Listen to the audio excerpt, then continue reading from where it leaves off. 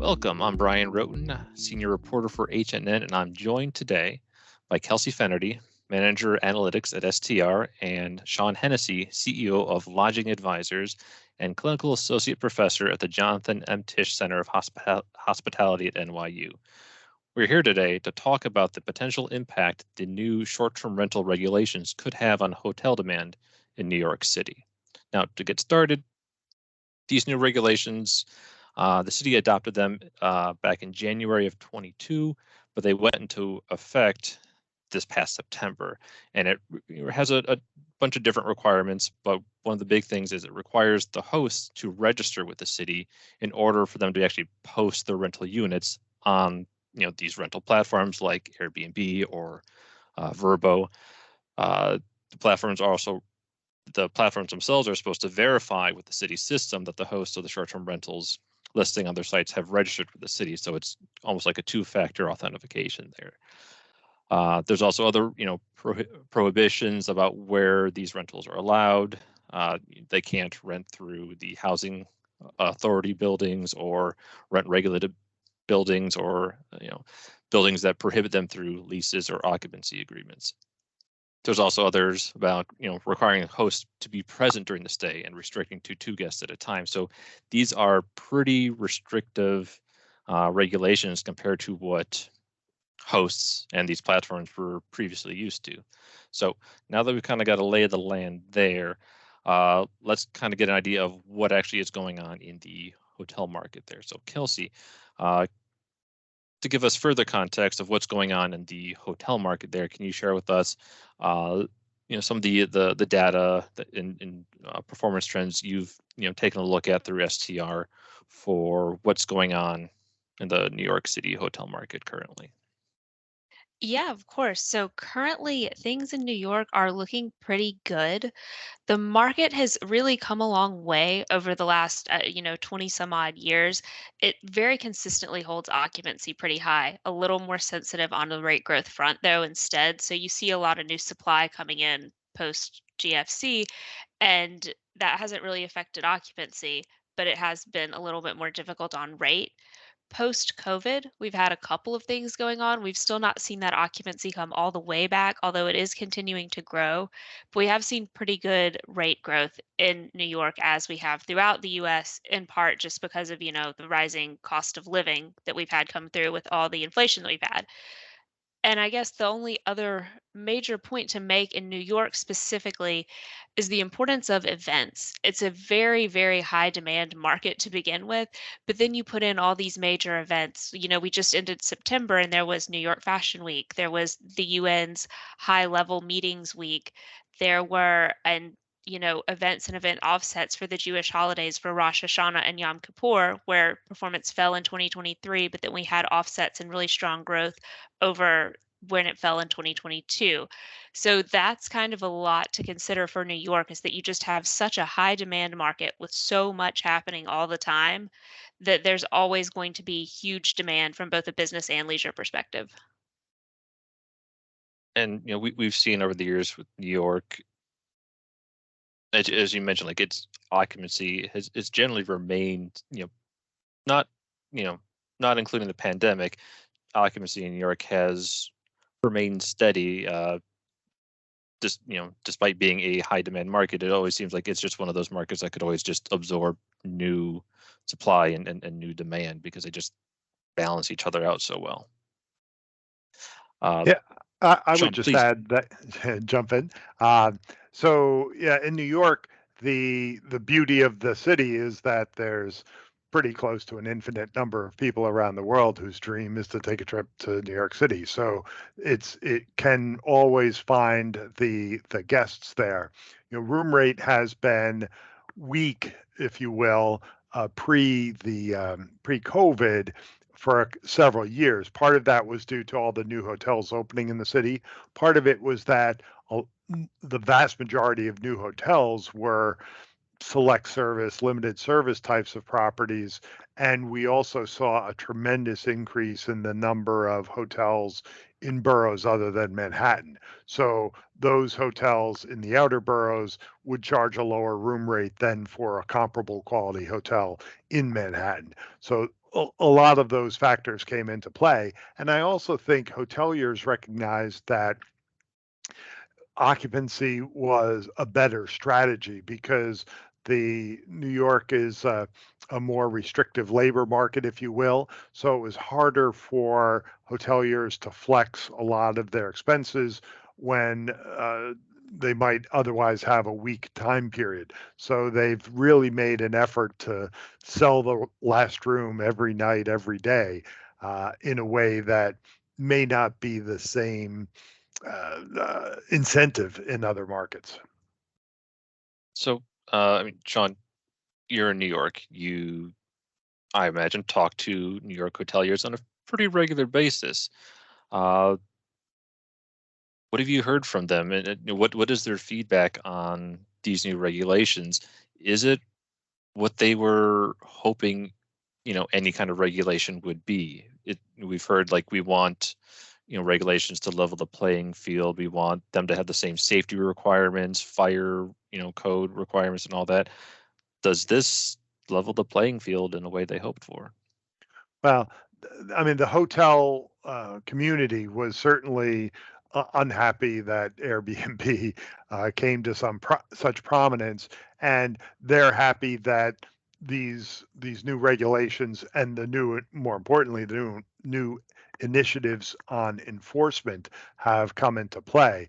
I think the idea that the hotel community wanted a level playing field very much took a back seat to the fair housing people who felt that Airbnb was taking units away from hardworking New Yorkers that needed a place to an affordable place to live. So, And we've I definitely think, seen last couple of years, particularly during the pandemic years, how big of an issue housing is, not just in New York, but many cities across the U.S. and playing off of Kelsey's comments about things are always happening in New York, there's all kinds of things happening with regard to zoning and rent regulations and other things on the residential side. And New York City has had an almost crippling shortage of rental housing for decades now. So this is nothing new. And I suspect at the end of the day, you won't have a situation where now there's plenty of inexpensive rents available for anyone who wants them. So, I mean, the regulations have only been in effect for about a month or so. That's not enough time for us to really have any kind of clear idea of what effect they're going to have on hotel demand. Wired recently came out with a story about uh, what's going on with, you know, specifically about Airbnb, showing a dramatic drop in the number of listings in New York on the Airbnb platform. Only less than 500 at the time had registered with the city that were there, but they're also potentially moving to other platforms like Craigslist and Facebook and things like that. So, I mean, just to kind of jump in, what do you guys think will be the actual impact both on short-term rental units in the city and what a potential drop could mean for hotel demand in New York? Well, for hotel demand, I'll just touch on that a little bit. In the immediate, like you said, Brian, it's a little early to see it in the data. To my understanding as well, if you booked an Airbnb prior to September 5th, but you could your stay date is before December 3rd, you can still have that stay, which means that anybody that kind of booked well ahead of time is still going to go to their Airbnb in New York over the next several months. And so we won't really have a true picture, I don't think, until December and into 2024. So in the very short term, I've looked at this quite a number of ways, and we also have Isaac Collazo working with Jamie Lane at AirDNA to look at this in more detail as well, and they'll have something out, in a few weeks, I'm sure. So I'm not seeing anything today. Maybe a little pressure on rates. I would expect more pressure on rate in the long term than demand, just because when we look, I kind of pulled this to check, extended stay properties in New York are only about 5% of the sample. And when you think about who's staying in an Airbnb and what would the comparable hotel room look like, it's probably more an extended stay room because you probably want a little more room. So if you think of extended stay as only 5% of the total sample, you have to wonder how many of those people staying in Airbnbs were really actually considering staying in a hotel to begin with. So was there a lot of demand? But even at the same time, that'll probably help allow some pricing power into the city if there is more demand, if there are more people looking for a place to stay. And that pricing power, I really believe, is on the horizon, in part because of Airbnb, in part because it appears that we have likely a relatively long-term situation where a number of hotels are out of the system because they are being used for migrant housing.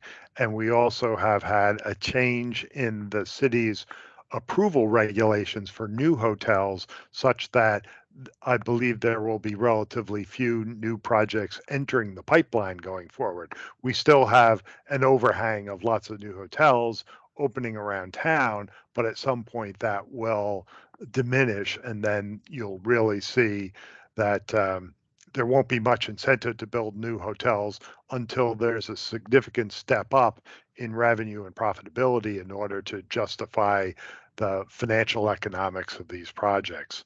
And as to Airbnb and others, and throughout this conversation, I'll generally use Airbnb as an a generic term for short-term rentals. I always think it's probably funny for you guys that it's STR is the acronym that people use for short-term rentals. I think they'll see a dramatic drop. I mean, on the order of 90% or more of their units, and typical inventory will disappear from the city. All of the short-term projects are largely out of the way. And I think a lot of uh, hosts will be hesitant to move to a plus 30-day schedule because in New York City, when you stay for 30 days or longer, you essentially gain all the rights of a tenant, where the landlord can only raise the rates a certain amount per year, subject to the approval of the Rent Guideline Board, and you can't remove them without a court order. So it's a whole different type of ball game when you move to that longer stay rental market. And I think there's going to be relatively few people that move in that direction. Not to mention, from the guest point of view, guests who wanted to accommodate a large family, guests who wanted a kitchen for dietary needs and so forth. A lot of those guests will not be happy with hotel choices given what they're looking for. So I suspect you might see some increased demand for Airbnb units in northern New Jersey and maybe even out to Nassau County. I think we might see some demand pushed out because people still want to come to New York, but they need to have the product that works for them. So, I mean, the concept of renting out someone's apartment, or even just couch surfing, that's not new. That wasn't something invented by Airbnb, but it's something that certainly made it more available and made it feel, I imagine, safer for more travelers than someone who's maybe they'd be the kind who would stay at a hostel backpacking through Europe or something like that. So to back to that article by Wired, a lot of these listings perhaps moving to other platforms where they can perhaps go under the radar a bit. I mean, Sean, what do you think, just in terms of if you're a host, you're potentially losing out on a significant amount of income. How many of these units do you think are gonna move to something like Craigslist or some other social media platform where they can maybe escape the view of having to register and just kind of sneak through? I think there'll be some of that, but I don't think it will start to approximate what was the pre-regulatory state in New York City, because the fines associated with not being registered with the city are pretty punitive. So you don't want to get caught.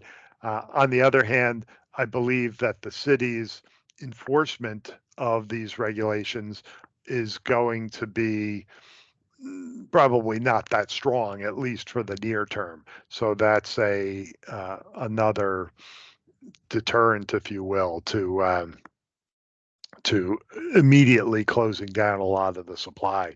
So we will see a significant drop in supply, and some people are moving to other platforms. But I think we might see the inverse of that, where perhaps some Airbnb takes an initiative to try to sign up more hotels to use its reservation system. And we've already seen that in New York City with some hotels in Brooklyn, because Airbnb has relatively lower commissions than some of the hotel franchises. And for independent properties, it might make sense. And it might be an angle that Airbnb tries to exploit as a way to make up for some of its lost revenue. I wouldn't be surprised. And I think Airbnb is also playing off that, giving way to this. It's helped create this hybrid, the hybrid short-term rental slash hotel, those companies that really straddle the line, places like a Sonder or a Bode, that when we've spoken to them in the past, we've asked them, hey, what are you? And they say, you tell us, what do you want us to be? So a lot of them, they're corporate owned, they're corporate managed, they're not a landlord, they're, a company on their own right. And I checked, Sonder pretty much said we run as a hotel. We aren't going to have any problems with these regulations. So I think you could see increased demand for them and for companies like that to be promoted more on Airbnb's platform as well, because they're not really a short-term rental, but also not exactly a hotel. And there is a physical aspect to this, in that hotels in New York are required to be sprinklered, and all of the Sonder properties are buildings that are compliant with that code, whereas residential buildings are not required to be sprinklered, on the assumption that people live there, they know where the exits are, and it's not a big deal. And it would be prohibitively expensive to try and force all of those buildings to now install sprinklers. So, as another example of a potential angle Airbnb might take, is to try to work with developers to create purpose-made buildings that can meet the needs of Airbnb and the city regulations and still generate a profit. And when Airbnb started, it was not a real business opportunity for people. It was a way to defray some of the costs of ownership. But because it was so popular and New York is such a high-priced market, people found they could make a business out of it, owning units and renting them out and so forth.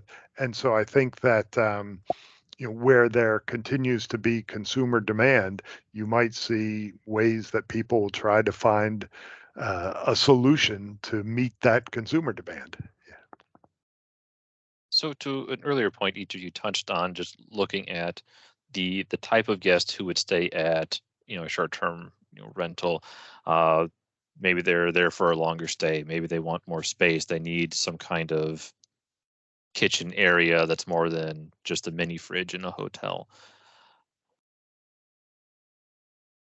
Kelsey, you had mentioned extended stay perhaps being the thing that matches more with that. Do you think that we're going to see perhaps more extended stay demand then? Maybe even just in the short term, once we get past the end of the year, do you think that could translate to more extended stay demand? We've seen just generally a lot of interest in that segment of the industry, both in terms of developers and brands coming out with new extended stay brands. Could this, cause I think you said 5% supply in New York City? Could that Yeah. could that grow then, you think? I think the development piece is going to be more in line with what Sean said, where what's in construction now is going to come to fruition, and then you're going to see that slow down due to the regulations. But in terms of demand, I think that's probably extended stay, and then maybe the select service, or more even like mid-scale economy budget would be where you'd see increased demand. Because speaking to your point, Brian, is who the typical guest is a luxury hotel guest really going back and forth between an Airbnb and a luxury hotel? Probably not. But if you're looking to come to New York City and you want to spend a week or even a few days and you're trying to be a little more budget conscious, maybe, until now, Airbnb was something that you looked at and an outer lying area or because you wanted that kitchen or that living room. And so I think, yes, the extended stay hotels as well as the more budget friendly ones would see more benefit than your high end luxury upper upscale hotels. And I would just add, and this is largely anecdotal, so an analyst like Kelsey will probably be horrified by my analysis here. But in New York City, the cost of developing hotels is so great, any real estate, but hotels as well, that the trend has been to build the smallest room possible for many, many years. And in fact, if you look at the extended stay properties in New York City, they are generally smaller units than the prototypical brand standards for those types of properties. And many of the developers have chosen the extended stay brands in New York because it's a less crowded distribution channel than some of the more popular select service. So it's just an alternative marketing approach rather than a dedicated segment that is you know something that's going to grow.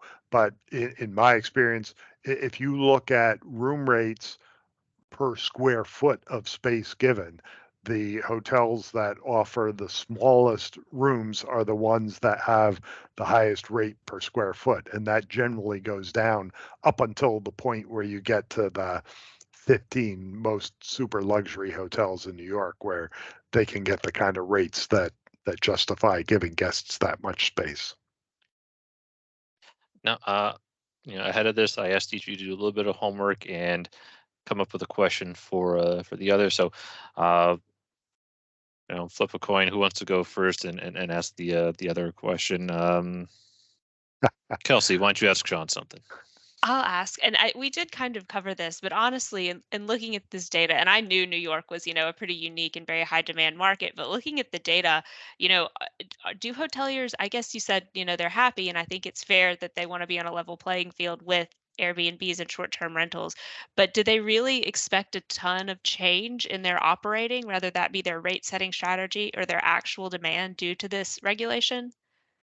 Yeah, I don't think you'll see a big impact, or certainly an impact that you can isolate from all the other impacts that are going on. I mean, you add to everything we've mentioned so far that for many places around the world, international travel is just opening up now. So we're starting to see that improving in the market. We may get casino gambling in New York City. We already have pretty much legalized marijuana, so any kind of sin you want, we're approaching Las Vegas and in how we cater to the world's various needs.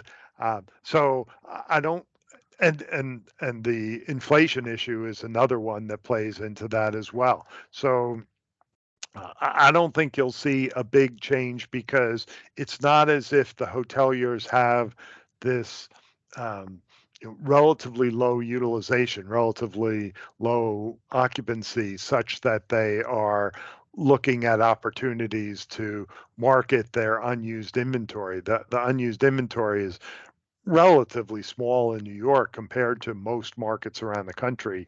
And the other thing that comes to my mind, and this is just anecdotal, is that, of all the revenue managers in the world, a lot of the best ones are in New York City and have been there because it's been such a high value market for most of the hotels. So we're pretty sophisticated already. So I don't think we'll see a whole lot of change in terms of their approach, or hoteliers expecting that they can get, you know, another X percent based on the change in these regulations. Certainly, to the extent now I talk to them as they're setting their 2024 budgets, that's not a separate line item, if you will, in terms of what they're expecting.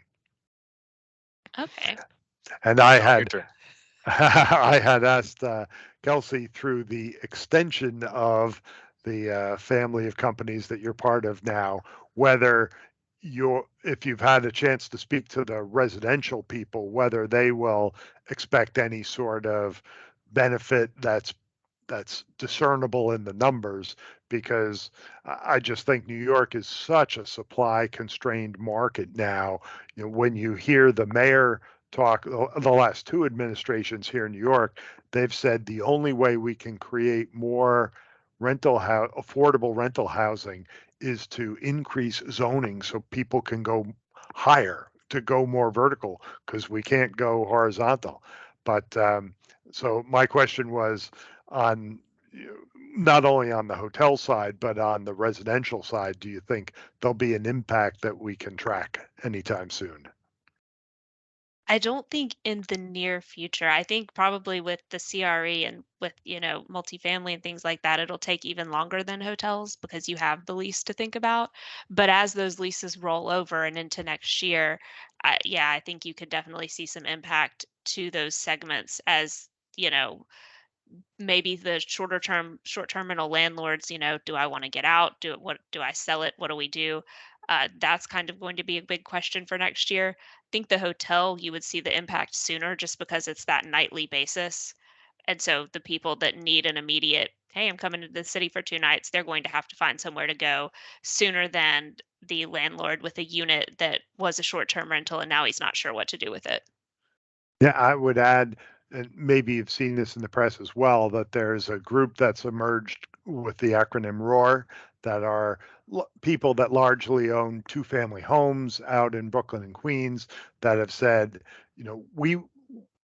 and I think rightly, we were not the intended target when these regulations came out. And Yeah. the city has used a relatively blunt instrument to regulate the entire market. And they're pitching that they should be excluded somehow. Frankly, I think there's little near-term prospects for a change in the regulations, just because the city's been working on this for ages and it's taken a long time to come into play. So, and I do worry, frankly, a little bit, just as a human, that there are people in New York that their kids have grown, or they have a space that they can use through Airbnb, but now they're prohibited, and maybe it makes staying in New York unaffordable for them.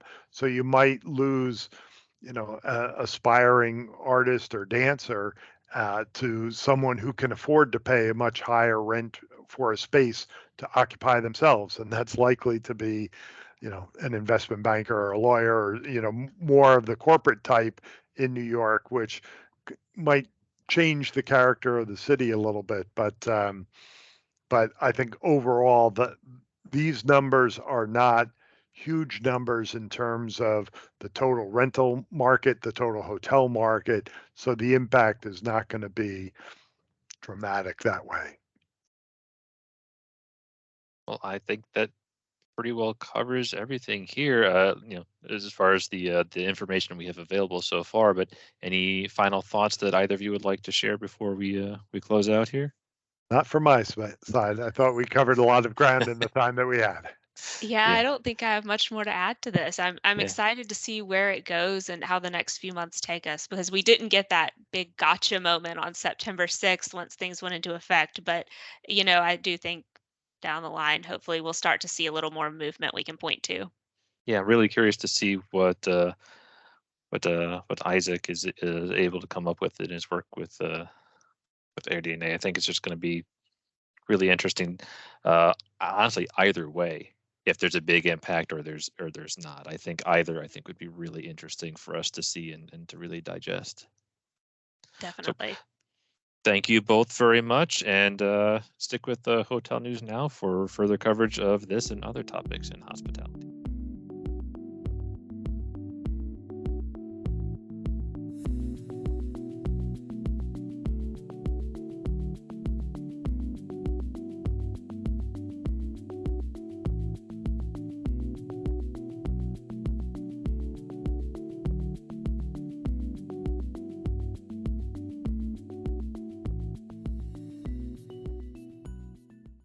Hi, I'm Davon Reed. I'm Omari Head. And I'm Chris Henry. We're the hosts of the Next Gen and Lodging podcast on the Hotel News Now podcast network. It's a monthly show in which we interview a new generation of hoteliers to get their insights into a variety of disciplines and topics, from finance to food and beverage and hotel operations. Listen to us on Spotify, Google, Apple Podcasts, or wherever you get your podcasts. This interview was conducted on October 18th. It was recorded and edited by Brian Rote.